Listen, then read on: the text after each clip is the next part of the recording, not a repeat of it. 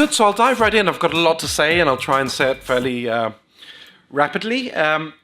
Something went wrong in this industry. I learned about the industry as a shipper. I always like to say in 2010, 2011, I was a shipper.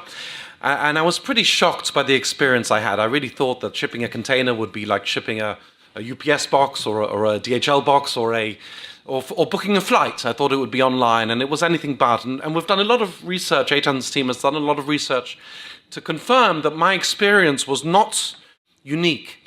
When you ask a freight forwarder for a price quote, you get an average. It takes an average of 3 days to get a simple price quote on a major trade lane, and that's still true. It's improved only slightly. 25% of containers don't go on the ship that you expect them to go on. In 83% of the cases, there isn't proper visibility, there isn't proper track and trace door to door. And then there's a huge issue with invoices being wrong. There's a whole industry, and there's two problems with the invoices. One is GRIs. The shipping line can just change the price after you've dispatched the container. And that's not even considered an error, that's legitimate. And then beyond that, there's a lot of errors on the invoices as well. It's a huge issue, and it just doesn't make sense. And when you buy a flight, you book a hotel, once you've paid, you've paid. They can't change the price after you've booked it. But in this industry, it's a norm. So something sort of went wrong. My favorite example, I've used this before, is what's happening in the world of air travel, which is the biggest irony. Sabre started, believe it or not, in 1964. A sophisticated travel agent could electronically book a seat on an aeroplane in 1964. And that's still almost impossible this year, although I should give a positive call out to Lufthansa, who's sitting there at the back, Carsten, because Lufthansa is the first airline who we were able this year to connect with electronically. So we've just started electronic bookings this year in 2018, and still only with one airline. But it's a step in the right direction. Finally, the lower deck is catching up with the upper deck 50 years later. So somehow, things went wrong in the sense that there is technology within the companies. Companies do have software, more and more, but there was never the connectivity. There was never the standards, never the way for everyone to work together. But there's been a lot of talk about how the industry is gotten behind. But today I really want to give a purely positive spin. And not everything negative that's said is correct anymore, because in the last 2 or 3 years there's been a huge change. And when we survey, I don't know if you can see that well, but when we survey freight forwarders now, 86% of them say that leveraging technology is their biggest lever for growth, way above all the other things they used to talk about, like mergers and acquisitions and new services. So people have understood, and this is only in the last 2 or 3 years, people have understood that this industry needs technology just like other industries. And they're starting to put their money where their mouth is. So the spending in the industry on tech has increased dramatically. And the investments, VCs are investing in logistics several X, I can't remember exactly, but several X what they did a few years ago. So it's become, people have understood the need and the opportunity for technology in the world of logistics. And really, there's one simple reason for all of that. I mean, the millennials are coming into the industry, and every industry. And, if they can't book a container and track a container on their smartphone while they're taking a group selfie, then they're not going to use, your service. So people understand that there's a new expectation, there's a new generation, and they're almost, millennials are close now to 50% of the workforce. And I think that's the positive side, and then there's also some threats from the outside to the industry. If we don't all get our act together and create a modern experience, there are some interesting companies quite ready to come in and to this industry, I believe, and give us a helping hand. And you may like to ask Toys R Us or Sears how that works out. So I think it's our job to create an Amazon-like experience ourselves before Amazon have a chance to come, and they're welcome to, but I think it won't be good for a lot of the industry players if we don't get there first on our own. And it has started, so that's the good news. Just by the way, if you look at who's mentioned by companies on their earnings call, Amazon has now suddenly shot up as the threat which more and more companies and more industries talk about, way more than the other innovators. And I think logistics is as you know, Amazon have got now an NVOCC license. They're licensed to be an ocean freight forwarder, and they've bought some aircraft and an airport, and so they're coming. Okay, so let me now look really to the future and talk about what we can do as an industry. And I think there's a lot that we can do. And at the risk of overloading this presentation, I'm going to talk about 4x4 or 16 things that we can do quite rapidly in 4 categories. Start with customer experience, because that's where it should start from. Technology, of course. And maybe talk a bit about the commercial structure, because it's not just about technology, it's also about how we organize ourselves as an industry. I think that's very significant. And finally, I'll try to say a few words about the culture of the industry in a way, which I think is also an issue. So let me start with the customer experience. Again, just once, for the last time today, I guess I'll just quote Amazon, but they've got the famous customer-centric emphasis. And I think that's a very, something which many of us have experienced as customers who've shopped on Amazon, and we know what that feels like. And that's kind of rare still in the freight forwarding industry, although it's happening. I was just hearing from Romain, who'll speak after me, that they do some great customer research, and it's great to see freight forwarders starting to really think about the customer experience. So let me talk about 4 things. Maybe the online freight booking, which is something that we're very intimately involved in. All the documents, the visibility, and then finally, but actually almost the most important, is the automated back office. So in terms of online booking, I mean, this is a topic which is dear to our heart at Freightos. It's something we've been talking for years about, the fact that you should be able to get your freight quote automatically, self-service, online, just like you can book a hotel online. We've been talking about that for years, and for years it was just talk, but now it's happening. And really just in the last year, actually, you've got several big companies providing self-service quotes on their website.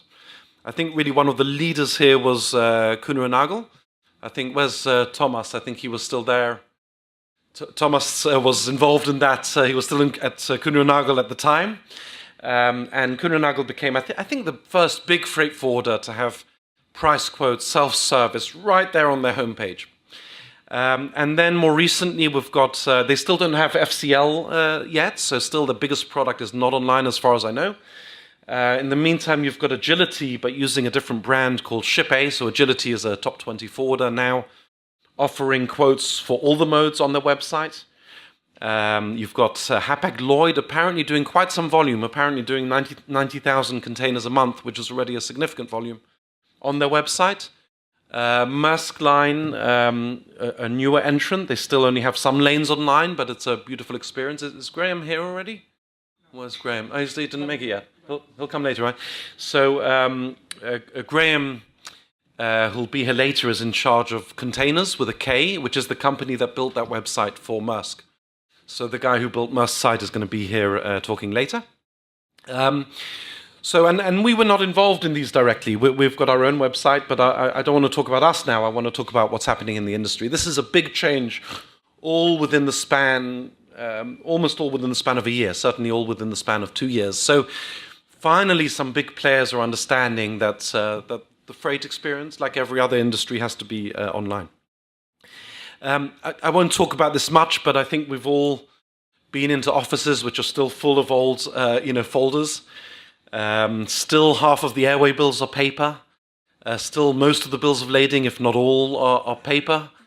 Not to mention a lot of price quotes and other paperwork, customs forms, certificates of origin.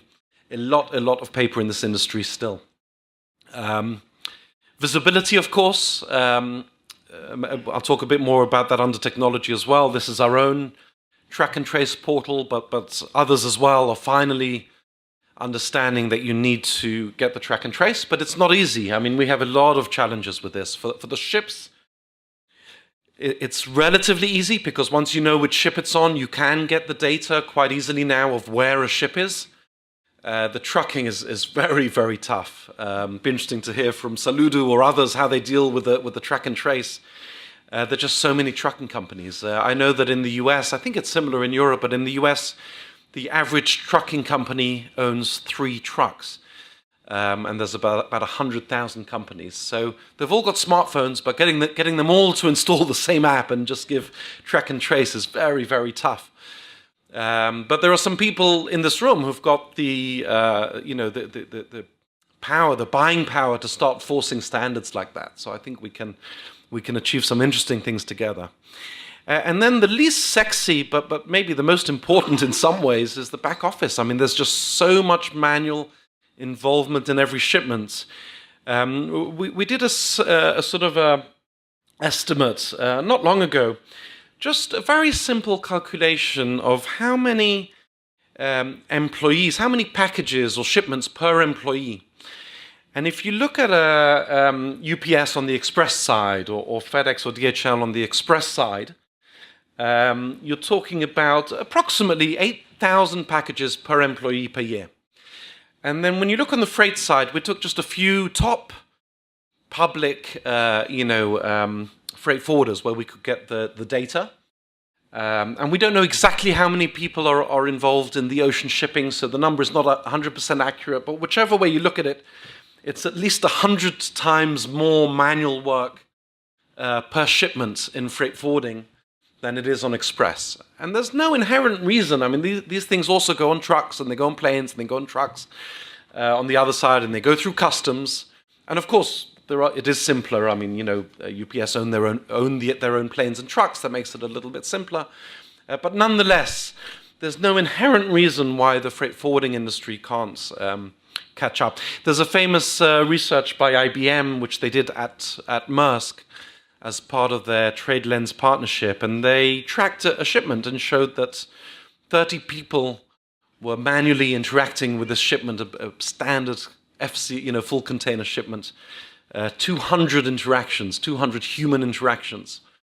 And I don't know if like you, I've been to one of the sorting centers of DHL. I'm sure it's the same with UPS and FedEx, and you just don't see human beings. There's just packages flying down conveyor belts.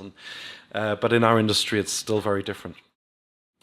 Okay, good. So that's a little bit what I wanted to say about the customer experience. I think it's clear. Let me talk now a little bit about... Thanks. Let me talk now a little bit about technology. I think we all understand that the containers probably aren't changing. They'll probably still be 40 foot long in 20 years, I imagine. But everything around how we manage them it has started to change and has to change in a big way.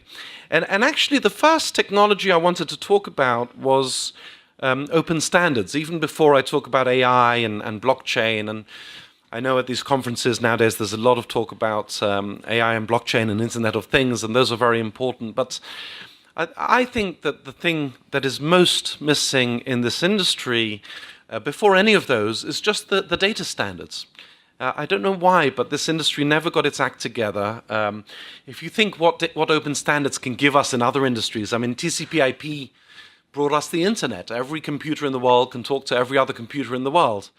And then HTML brought us the web. Anybody in the world can read the web page of everyone else in the world. And there's so many other standards, JPEG and MP3 and the cellular standards and the Wi-Fi. And any of them, you can go on the web and download the standard and start to implement it. And actually, to some extent, our industry had an open standard, which is an old one, a very old one, but it still has some good use, and that's the EDI standards. Unfortunately, like they always say that the great thing about standards is there's so many of them, and EDI was no exception. There's the ANSI and there's the European EDIFACT. There were two major standards for EDI.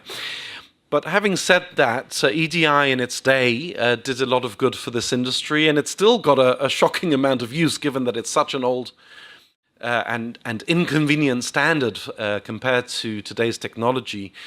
EDI, for those who don't know, was created in an age where most data was put in on punch cards, which had 80 characters, and the EDI characters were sort of counted to fit on punch cards and stuff like that. So it's pretty sort of old-fashioned.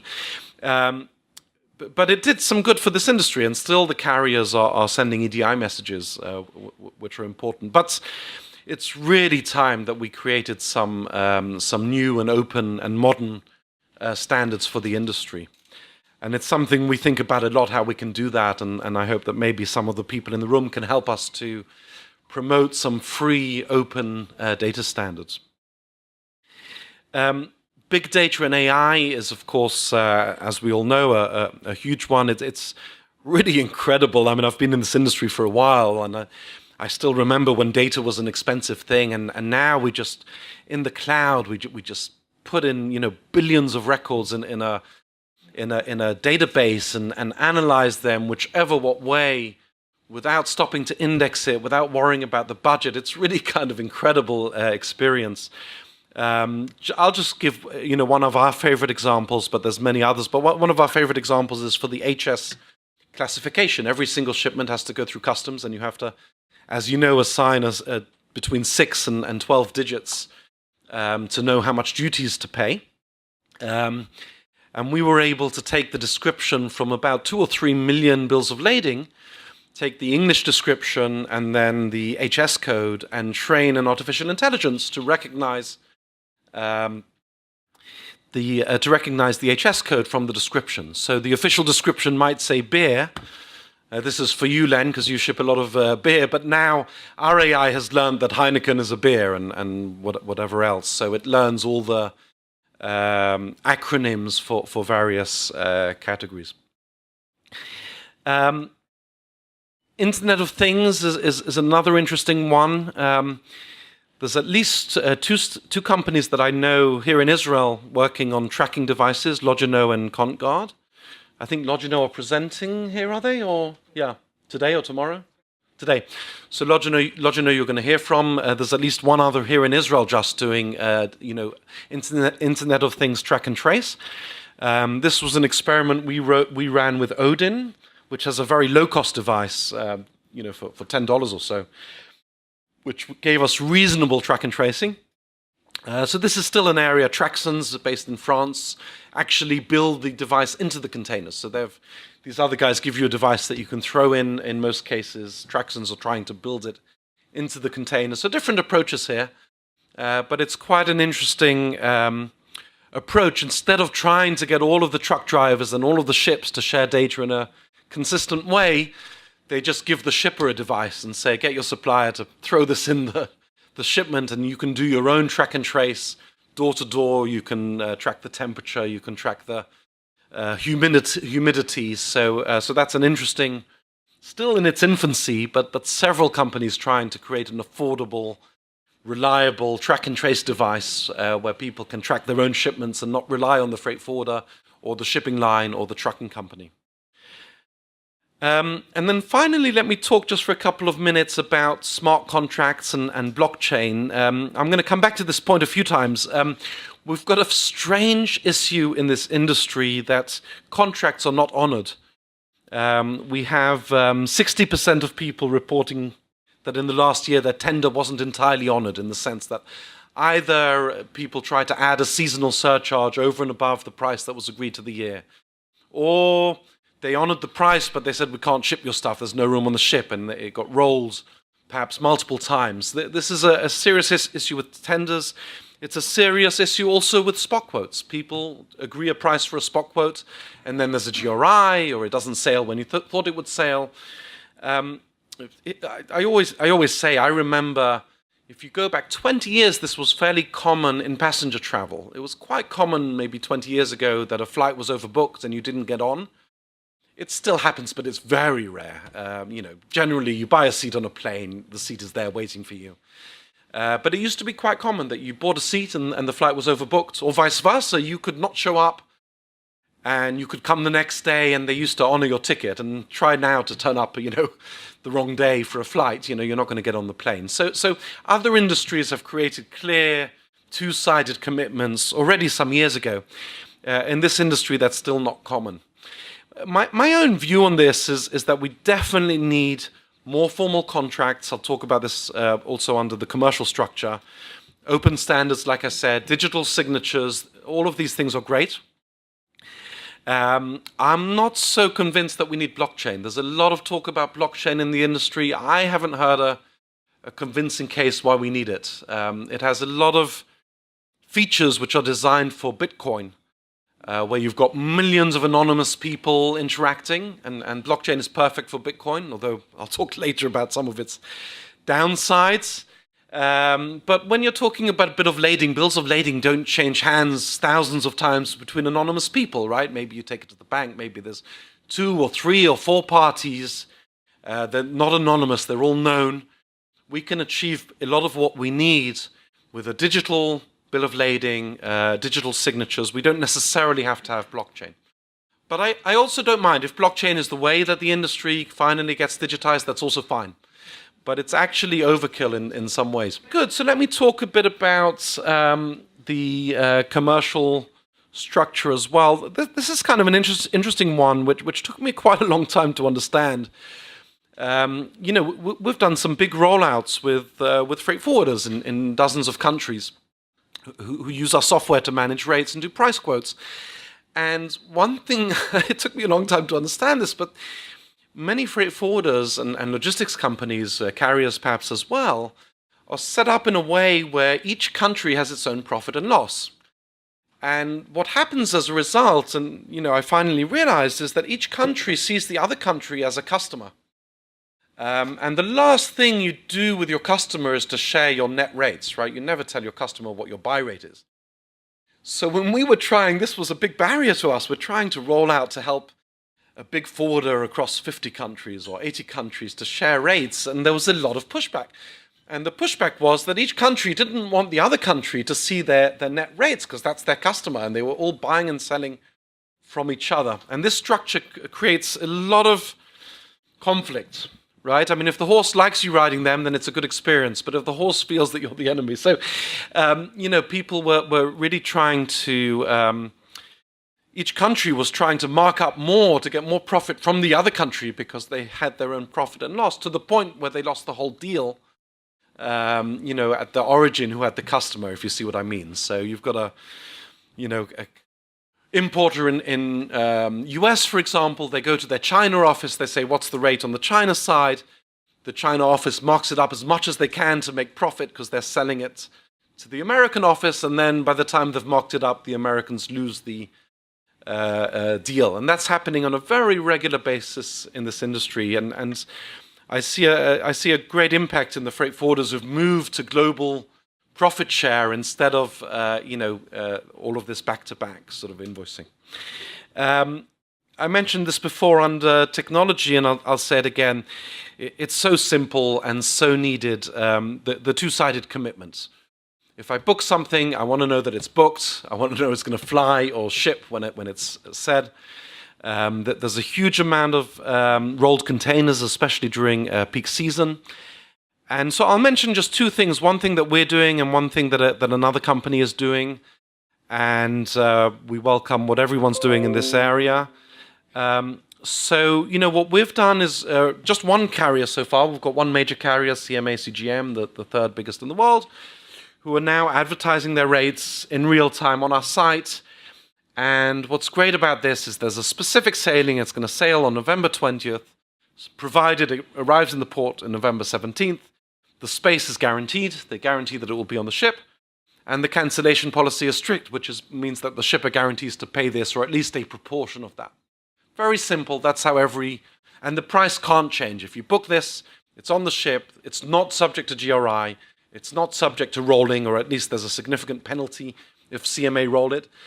But this is great news for CMA CGM, because a big problem for them is containers not showing up. So they're guaranteed that the container will show up. If not, they get financial compensation. The shipper is guaranteed that there'll be a space waiting on the ship Very simple, just how other industries work. And another company who I'll mention who's dedicated to this is Nyshex. So it's a startup in New York, the New York Shipping Exchange. And they work just on this problem. They create a contract which is binding both ways. And this is a big issue in ocean, but it's an issue in air as well. Another thing worth mentioning is dynamic pricing. This is still incredibly rare with the carriers. And also pretty rare with the forwarders, but in the end it starts from the carriers. But we've seen in passenger travel, an airline like EasyJet, for example, by having dynamic pricing, they minute by minute, they check how much space there is on the flight, and they project the demand, and they decide whether to put the price up or down. And I believe last time I checked, they were a lot more profitable than many of the traditional airlines. So this model has worked incredibly well. And we're finally, we now have 3 or 4 airlines who give us rates electronically in real time. So in theory, it could be dynamic, but we've noticed that the rates don't actually change from one day to the next. So I think there's still an Excel sheet behind it, but at least we're connecting in real time. Every time someone searches on our site, at the same second, we speak to the airline and we check the rates. And like I said, we're doing that with one ocean liner. So it's still very little. It's only 2 or 3 airlines. It's one ocean liner, and the rates are not truly dynamic on their side, but it's a start. And I think I believe we'll see within 1 to 2 years, certainly with the airlines, some of them are upgrading their systems to be able to have truly dynamic pricing. And another point which I'll only mention very briefly, because we have a whole session on this tomorrow, is index linking and derivatives. So this is particularly important for the freight forwarders in a way, because if you look, freight forwarders sometimes are buying spot and then selling on a fixed price tender, and then their profitability isn't exactly negatively impacted by the changes in the spot quotes. So there's going to be more about this tomorrow. As some of you may know, Freightos now has a partnership with the Baltic Exchange and SGX. Janet and Tom here representing Baltic and SGX respectively. SGX owns Baltic now, so it's really one organization. And SGX is also our largest investor. So we have an exciting roadmap to create, first of all, trustworthy indexes where you can really track what's happening to ocean prices. And then later, actually derivatives, so that you can actually hedge your risk. So I won't talk more about that and leave that for tomorrow's session. Okay, good. So then really the last quadrant that I wanted to talk about in the last 5 minutes here is the culture, if I may. And let's talk first about transparency. This industry is nervous about transparency. People consider it a little bit of a dirty word. Certainly used to. This was very much an industry which is about relationships and getting together in privately at TPM in Long Beach or other places to negotiate tenders and don't show my rate to anyone else. But that started to change. I was actually very happy to hear even the CEO of DB Schenker, I think the third biggest forwarder in the world, talking about the need to embrace transparency and not fight transparency. And that's a very different message than we were hearing 5 years ago. So that's very exciting. And we're working a lot on transparency, whereas maybe we can give a shout out to Tom. Where's Thomas? Oh, there he is, yeah.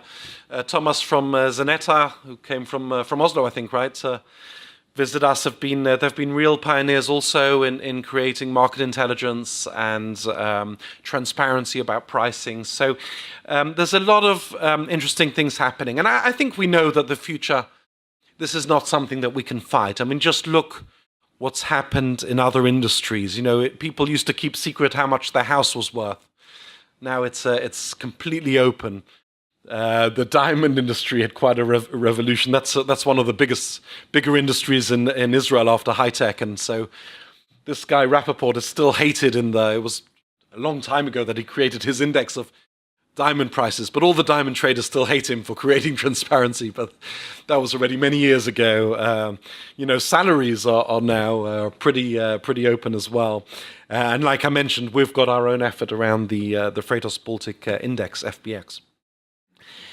So I think that's a trend which we all need to embrace. And I'm not saying that everything would be public. I mean, Freightos, for example, manages a lot of private data. We have well over 1 billion price points in our database, and frankly, 90% of them are private still.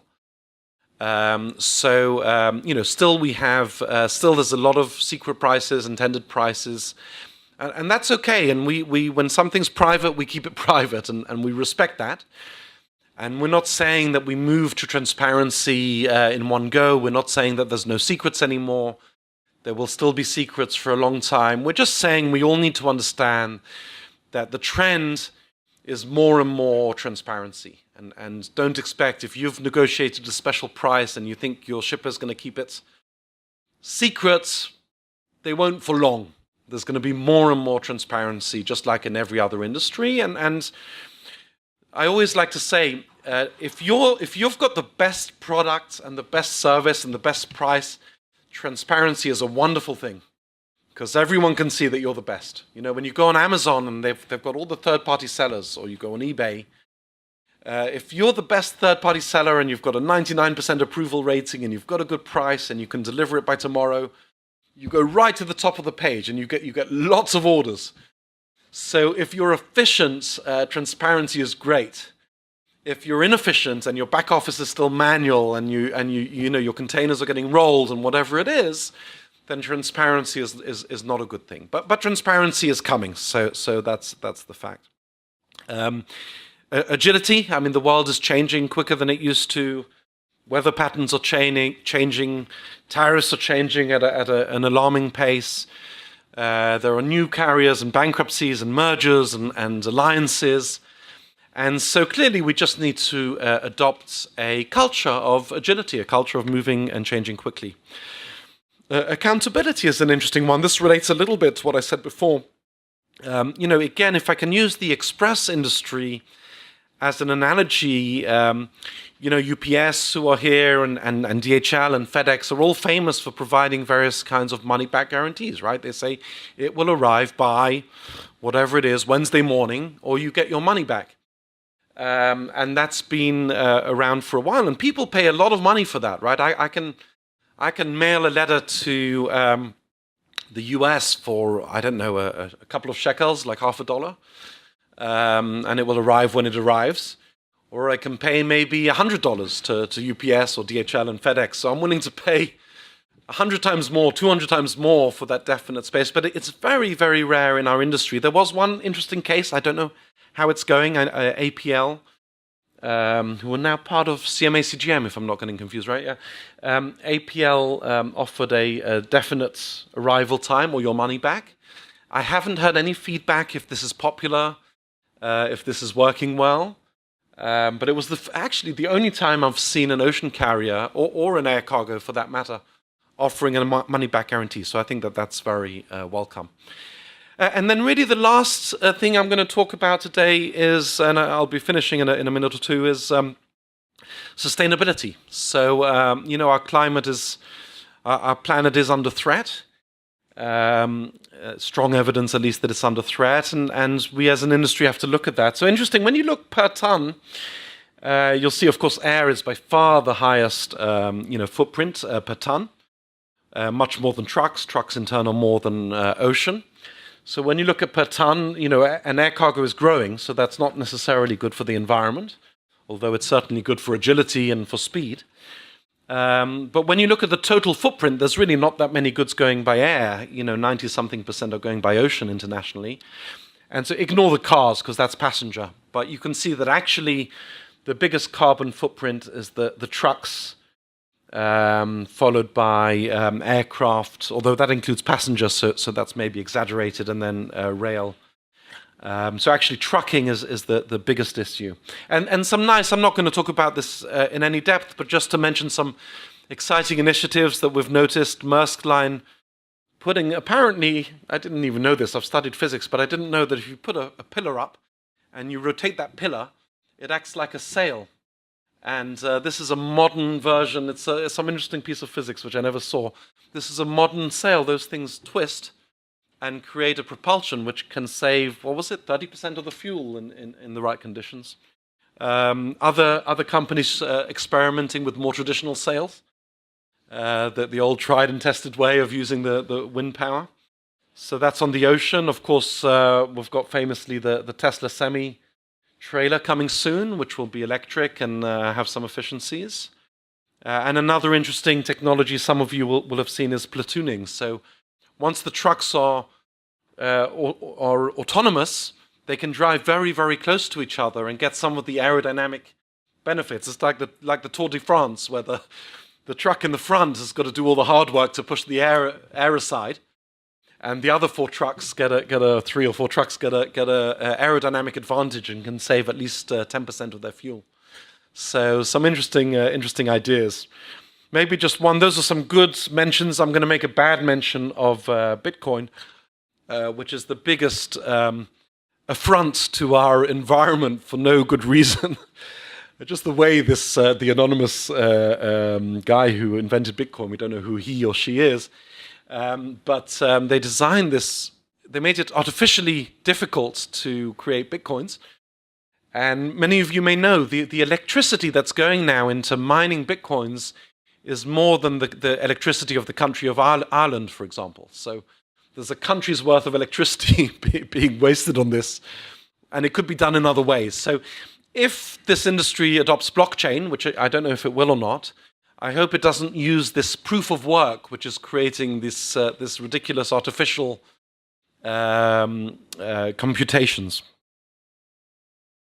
Very good. I'll just finish with one slide on who is Freightos, since we've got the privilege of hosting the event, and then I'll take a few questions and hand over to Romain. So, Freightos is really aiming to be an open platform. We provide technology to about 1,000 freight forwarders, including many of the big ones. We acquired a company called WebCargo, as Manel there at the back is the CEO of WebCargo, which has been part of the Freightos family for 2 years now. They've focused on the air side. We have an Accelerate, which is multimodal. We work with about 1,000 freight forwarders around the world. We have an open platform, which is a digital sales channel for some of those freight forwarders. Those who choose to sell online can advertise their rates on Freightos, no requirement. To be honest, out of about 1,000 freight forwarders, maybe just under 100 are actually publishing their rates at this point, so there's no pressure to that. And we provide a portal for shippers, mostly small shippers, to find rates and do spot shipments. So that's Freightos. Let me just finish by saying that I think there's amazing opportunities for this industry. We just need to embrace technology and transparency and create the ways of sharing data across the industry.